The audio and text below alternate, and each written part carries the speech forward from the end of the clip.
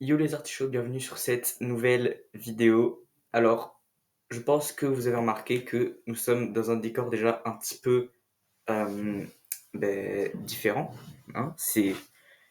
C'est différent, c'est pas. D'habitude, j'étais dans ce bureau que vous voyez en fond avec euh,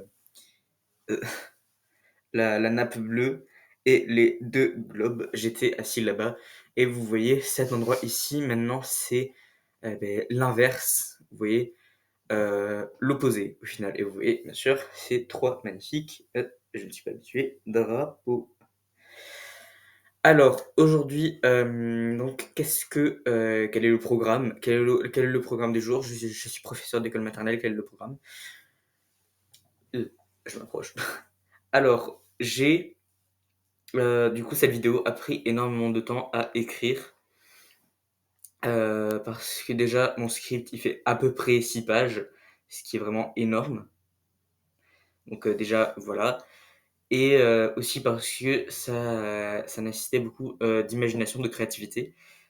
Et j'ai réussi à en trouver assez pour faire une vidéo qui, j'espère, va être intéressante. Du coup, tout ce que je vais dire dans cette vidéo, tous les éléments historiques dont je vais vous parler sont des éléments historiques qui sont vraiment passés. Je n'ai rien inventé. Il n'y a qu'une seule chose que j'ai, enfin 3 choses que j'ai inventées, mais j'ai pas changé l'histoire non plus. Je ne me permettrai pas de faire ça. Donc, j'ai créé, du coup, trois pays.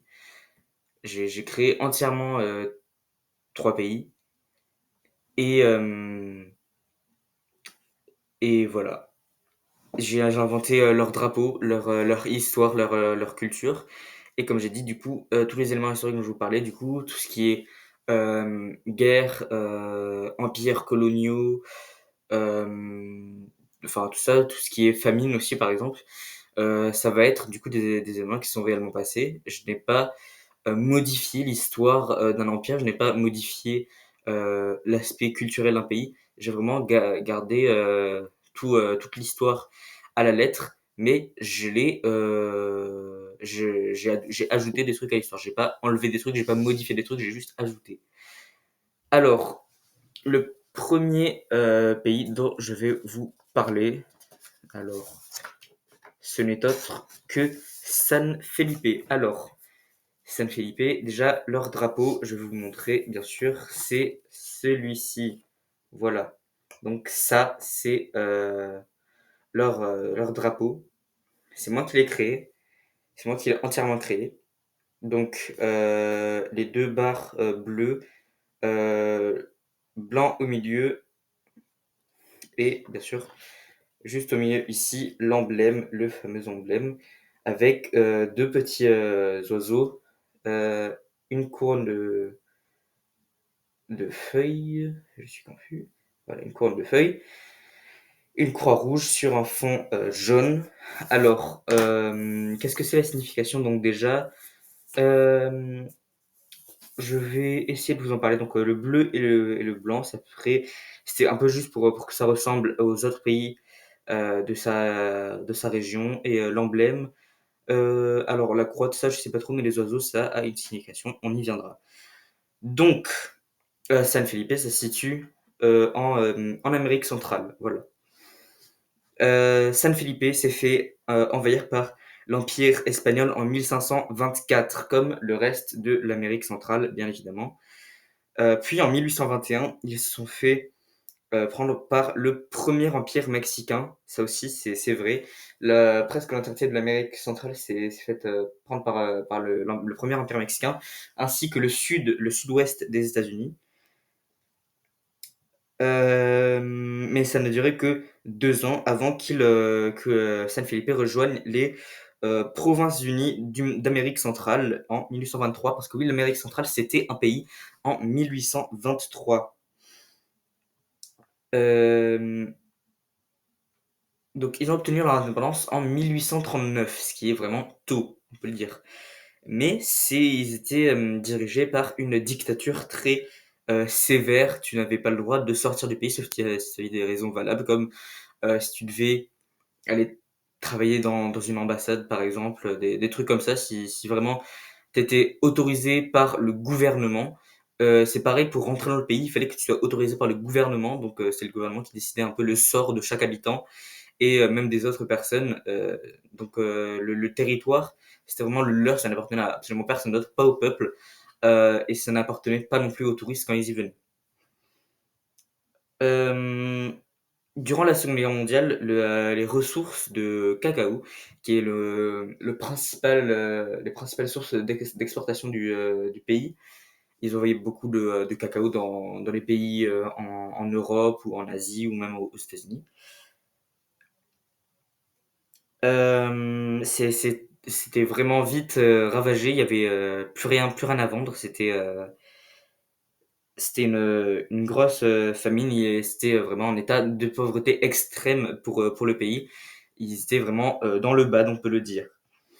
La dictature, heureusement, a été abolie en 2002, du coup, après le renversement du dictateur. Et le pays est toujours en développement. Faut leur laisser du temps, faut leur laisser le time et tout ça. Et c'est une destination de voyage un peu populaire, surtout pour les belles plages qu'ils ont à San Felipe.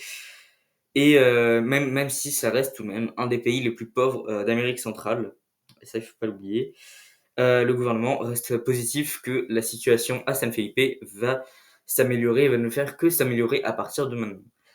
Alors, du coup, maintenant on a les statistiques. Du coup, parce que maintenant que j'ai parlé de l'histoire du pays, je vais faire les statistiques du pays, les stats d'aujourd'hui maintenant. Donc, le pays s'appelle San Felipe, la capitale du pays c'est Felipe City. Oui, je n'avais pas d'idée. Il y a 9,3 millions d'habitants à San Felipe. Donc le pourcentage de personnes qui ont comment dire?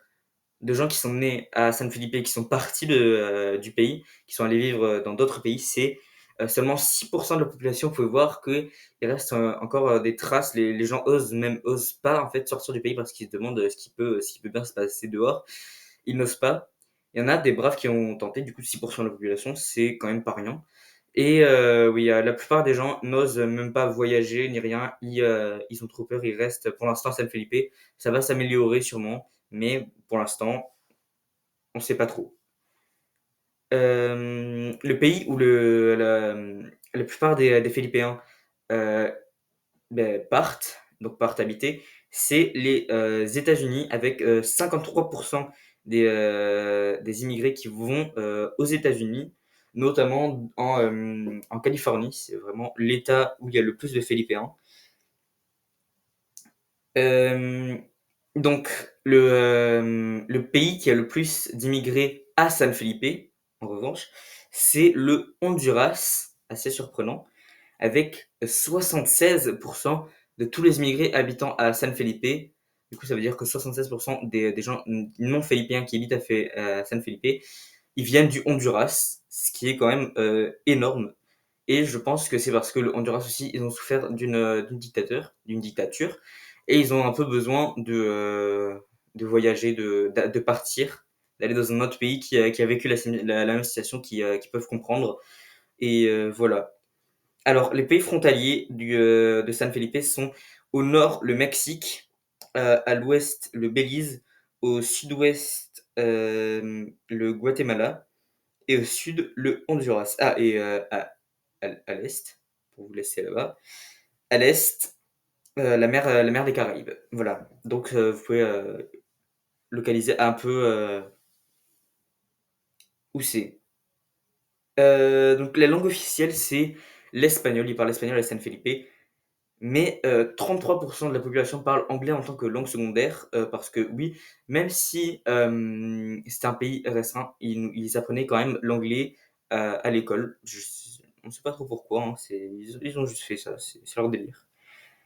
Alors, l'animal national de San Felipe, on peut le retrouver sur leur drapeau. Donc c'est ces deux petits oiseaux. Ces deux petits oiseaux, c'est des ermites à longue queue. Donc ça se trouve du coup fréquemment.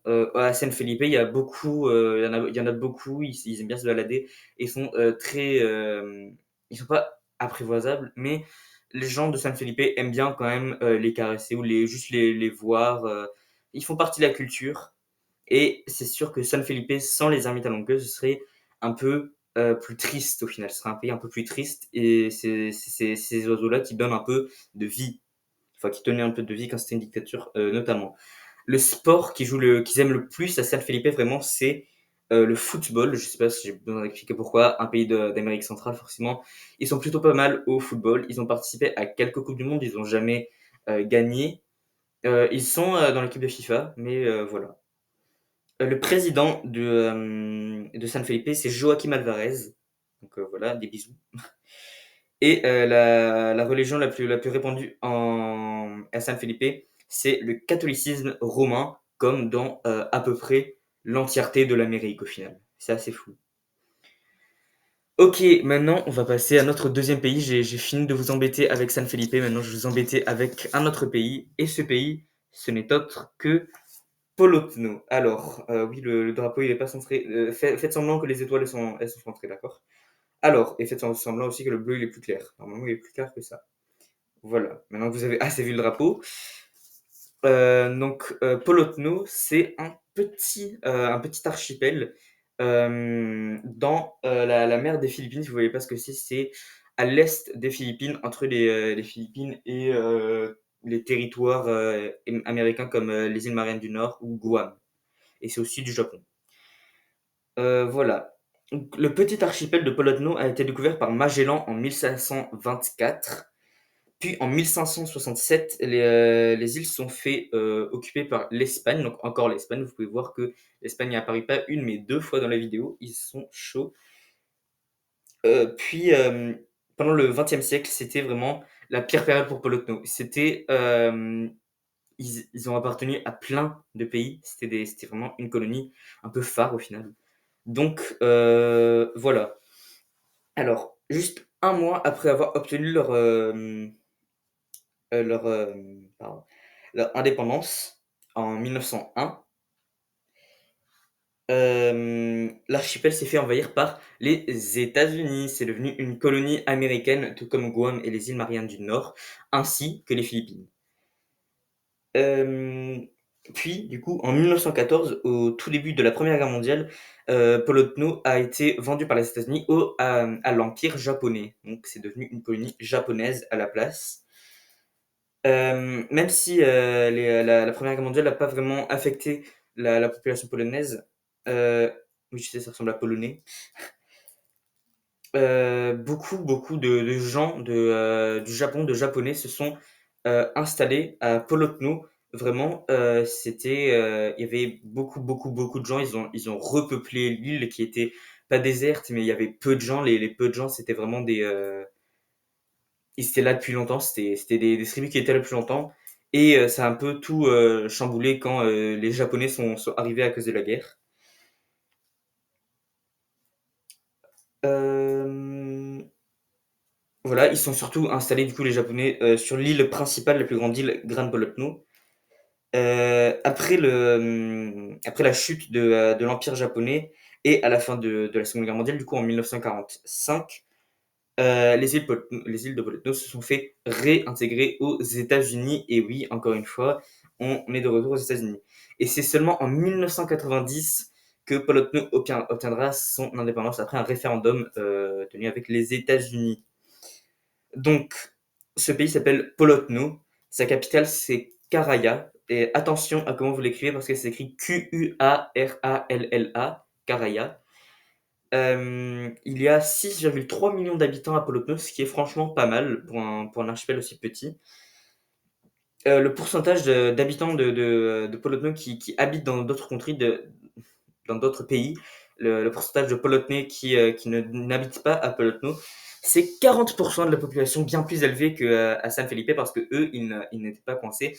Et forcément, du coup, vu que c'est un archipel aussi petit et qu'il y a autant de monde, on a plutôt envie d'aller vivre dans des pays plus grands, notamment le pays où le plus d'immigrés polonais partent, aux Philippines, où on peut apercevoir 37% de tous les immigrés polonais.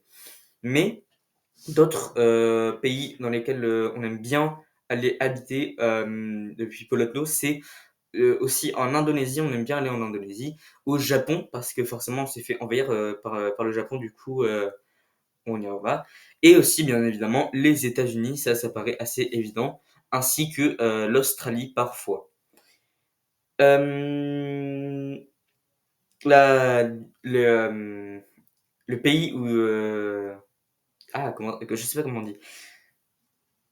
La plus grande nationalité autre que les Polonais qui vit à Polotno, donc le pays d'où viennent le plus d'immigrés à Polotno, c'est le Japon avec 61% de tous les immigrés à Polotno, ce qui est quand même assez fou. Du coup, forcément, durant la première ou la seconde, la Première Guerre mondiale, beaucoup de Japonais se sont installés à Polotno et au final, du coup, maintenant, ils représentent pas 61% de la population, ne vous inquiétez pas, seulement 60% de tous les immigrés.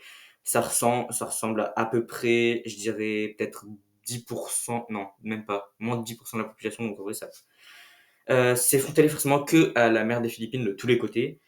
Les langues officielles sont l'anglais, l'espagnol, le japonais ainsi que le créole polonais. Et ça, c'est un créole dérivé ça mélange un peu l'anglais et l'espagnol.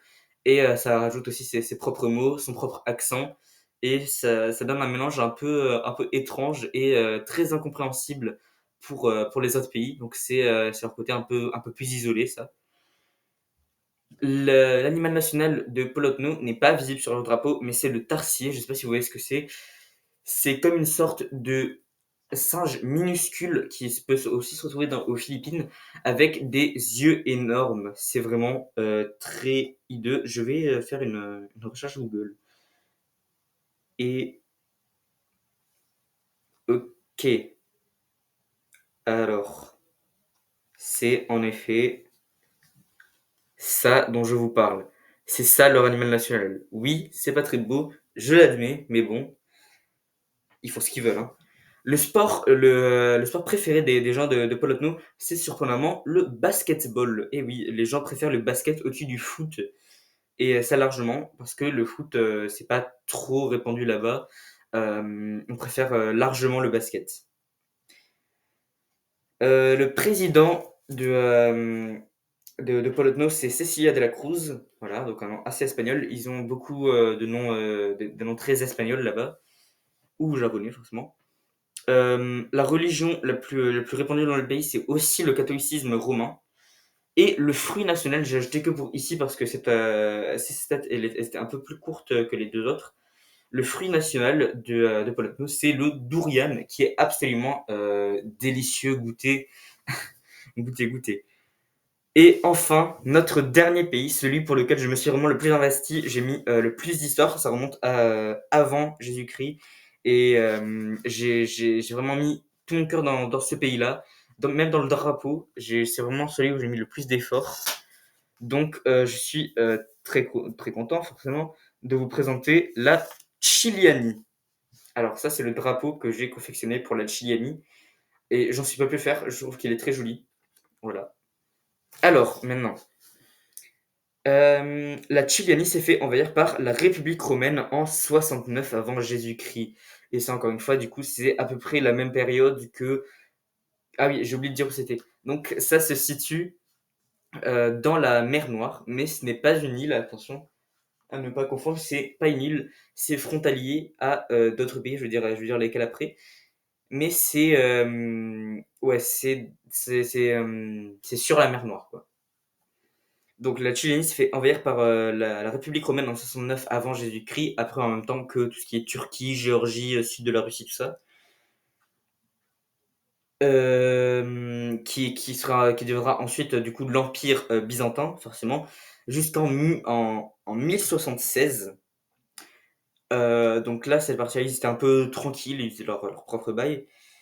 Puis en 1142, la partie sud de la Tchilianie, vous allez voir, ça c'est très important. La Tchilianie, Ça va être vraiment, je parlerai tout le temps de le sud de la Tchilénie et le nord de la Tchilénie, c'est très, très divisé, vous verrez.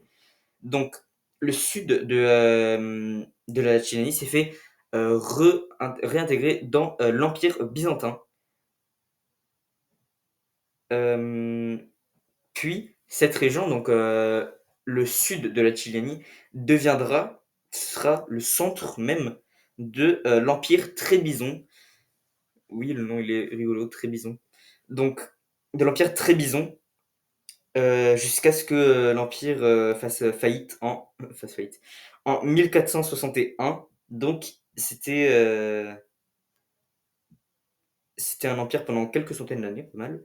20 ans plus tard, en 1481, le sud de la Tchétchénie encore est tombé sous les mains de l'Empire ottoman. Ce sera, 202 ans plus tard, en 1683, que la Tchétchénie du Nord tombera également sous les mains de l'Empire ottoman. Donc au moins, on a une Tchétchénie unifiée, c'est très bien.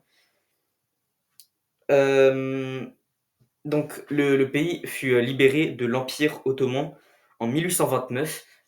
Mais la partie nord, du coup, à ce moment-là, c'était un peu 2 colonies différentes. La partie nord a été, donnée à l'Empire russe et la partie sud, c'est resté la Tchilyanie. Donc le nord de la Tchilyanie, ça a été, en Empire russe. Puis en 1923, tout le pays se fit envahir par l'URSS forcément, jusqu'à ce que le pays coule en 1991. Mais la Tchilénie n'est pas instantanément devenue un seul pays, vous vous en doutez, hein. En 1991, on avait 2 pays, la, Tchilyanie du Nord et la Tchilyanie du Sud. C'était 2 États complètement différents. Donc la partie nord était très influencée par la culture, la nourriture, vraiment, tout ce qui est russe, et ainsi, que la religion, parce que c'était une région orthodoxe, à majorité orthodoxe,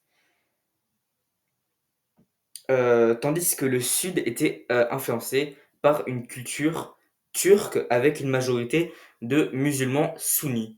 Donc on avait une Tchilyanie qui était orthodoxe et influencée par la Russie, une autre Tchilyanie qui était, musulmane, influencée par la Turquie et sunni musulmane aussi. Les 2 se sont unifiés en une seule, Tchilyanie après, en 2011.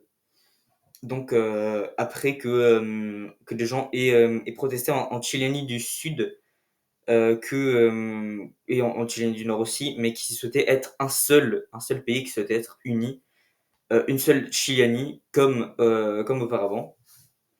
Enfin, pas vraiment auparavant, mais Tchilyanie du Nord et Tchilyanie du Sud, au final, c'est les mêmes ethnies, c'est les mêmes personnes, c'est juste qu'elles sont divisées par la religion. Mais après ça, c'est possible de diviser un seul pays par 2 religions.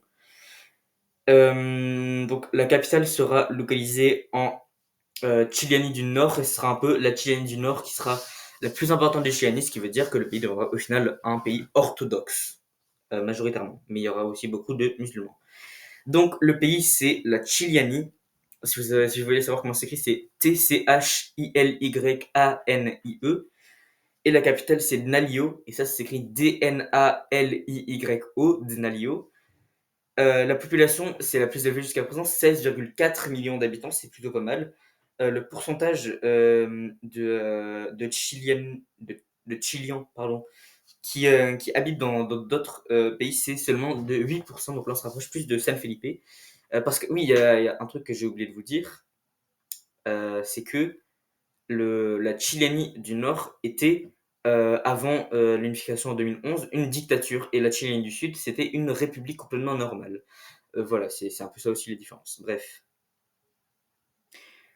Euh, le pays où la plupart des Tchiliens des immigrés Tchiliens habitent, c'est en Russie, avec 54% de tous les immigrants.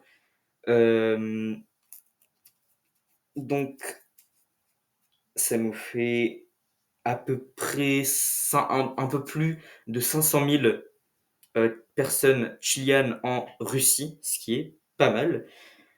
Euh, le pays où il y a le plus d'immigrés en Tchilianie, c'est également la Russie avec 47% de tous les immigrés habitant en Tchilianie. Il y a aussi beaucoup déjà d'Ukrainiens, forcément, on sait sans doute, depuis la guerre. Il y a énormément de Géorgiens après l'invasion russe en 2009 et aussi des Turcs qui veulent échapper à la semi-dictature de Erdogan. Et aussi les Arméniens après notamment l'attaque en 2020. Donc tout ça c'est très récent. Avant il n'y avait pas beaucoup d'autres nationalités qui habitaient en Tchétchénie, mais avec les événements récents, au final, la Tchétchénie, entre la guerre en Ukraine, la Russie et tous les problèmes qu'il y a avec Poutine, la Géorgie avec le problème d'Abkhazie, d'Ossétie du Sud, tout ça, l'Arménie avec les problèmes avec l'Azerbaïdjan, la Turquie avec Erdogan, et tout ça, ça fait que la Tchiganie, au final, dans cette région-là, c'est au final le seul pays dans cette région qui est c'est le pays le plus stable. Et c'est là où le plus de gens aux alentours veulent aller parce que c'est stable. Et au lieu de se faire complètement divisé par le peuple, ils se sont fait unir par le peuple et du coup c'est quand même une histoire assez heureuse et ça inspire fortement notamment du coup les gens géorgiens, les Ukrainiens et les Arméniens et même les Russes. Ça les inspire énormément et ça les incite à aller voir la beauté chilienne et à encourager le pays. Euh, donc les pays frontaliers sont la Russie au nord, l'Abkhazie au nord-est, la Géorgie à l'est, la Turquie au sud et la mer Noire à l'ouest. Voilà. Les deux langues nationales sont le tchilien et le russe, pas le turc. Le turc, c'est pas vraiment. Il y a une culture turque et le tchilien c'est une langue dérivée du turc comme l'azerbaïdjanais, mais le turc c'est pas une langue officielle, tandis que le russe, si, c'en est une. Voilà. Donc ça veut dire que aussi ils utilisent. C'est un des rares pays à utiliser deux alphabets, l'alphabet cyrillique et l'alphabet latin. Du coup, encore une fois, ça reste quand même un peu divisé parce que le nord du pays utilise plus l'alphabet russe, l'alphabet cyrillique. Mais de plus en plus, les gens parlent plus chilien que russe. Donc, même si il y a beaucoup de gens qui utilisent encore l'alphabet cyrillique, ça se perd un peu. L'animal national, c'est la grenouille taurus. Voilà, donc c'est un type de grenouille. Le sport le plus joué, c'est le football. Alors, encore une fois, ils n'ont jamais gagné, mais ils ont déjà participé à la Coupe du Monde plusieurs fois. Le président, c'est Maxime Balandin, prononcé à la française. Je sais pas trop comment on prononce en chilien. Et enfin, pour finir officiellement cette vidéo, la religion la plus répandue, du coup, après tout ce qu'on a dit, avec l'influence turque et l'influence russe, c'est quand même l'influence russe qui gagne un peu plus, ce qui veut dire que c'est le christianisme orthodoxe qui gagne cette manche. Et merci d'avoir regardé cette vidéo jusqu'au bout. J'espère que vous l'avez apprécié. J'espère que vous avez aimé mes trois idées. Dites-moi quel pays que j'ai inventé vous avez le plus aimé. Et d'ici la prochaine vidéo, moi je vous dis bye les bye bye.